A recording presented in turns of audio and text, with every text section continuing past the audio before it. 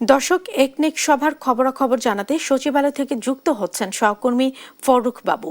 বাবু, একনেক সভায় সিদ্ধান্ত নিয়ে কোনো তথ্য পেয়েছেন কিনা আপনি জানাবেন।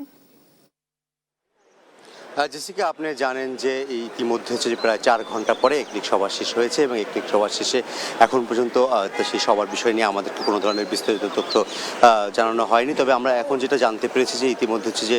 প্রধানমন্ত্রী তার আরেকটা বৈঠক শুরু হয়েছে। সেখানে হচ্ছে যে অন্ধ এবং প্রতিবন্ধী ব্যক্তিদেরকে নিয়ে যেখানে তাদের সুরক্ষা নিশ্চিত, স্বাস্থ্যসেবা এবং তাদের সকল ধরনের সুরক্ষা নিশ্চিত সকল বিষয় নিয়ে আসলে বৈঠক আবার শুরু হয়েছে। এবং যতটুকু আমরা জানতে পেরেছি যে একনেক সভায় 16টি প্রস্তাবনা এসেছে এবং সেই বড় প্রকল্পগুলো নিয়ে আসলে সরকারের সেখানে 24,000 কোটি টাকা যে বরাদ্দ, সেখানে কোন প্রকল্পে কত টাকা বরাদ্দ দেওয়া হবে এবং সেই সাথে আসলে যেটা বলছিলেন যে আসলে পদ্মা ব্যারেজ নিয়ে আসলে যে বিষয়টা, সেই বিষয়কে সব থেকে অগ্রাধিকার দেওয়া হচ্ছে এবং সেই সাথে আসলে দক্ষিণ অঞ্চলের লবণাক্ত পানি এবং সেটা রোধে এবং সেখানে কৃষকদের কৃষিকাজের সহায়তা থেকে শুরু করে সেখানে মানুষের জীবনযাপনের যে নিরাপদ পানির প্রয়োজন সকল বিষয় নিয়ে এবং সেই সাথে আসলে আগামী বন্যা সিজনে যে ইতিমধ্যে যে নদীর বেড়িবাঁধ থেকে শুরু করে আসলে হাওরের যে বাঁধগুলো রয়েছে সেই সুরক্ষার বিষয় নিয়ে একদিকে বৈঠকে সেখানে আলোচনা এসেছে এবং সেই প্রকল্প নিয়ে আসলে কথাবার্তা হয়েছে এবং সেই সাথে আসলে জানিয়ে রাখি যে এখানে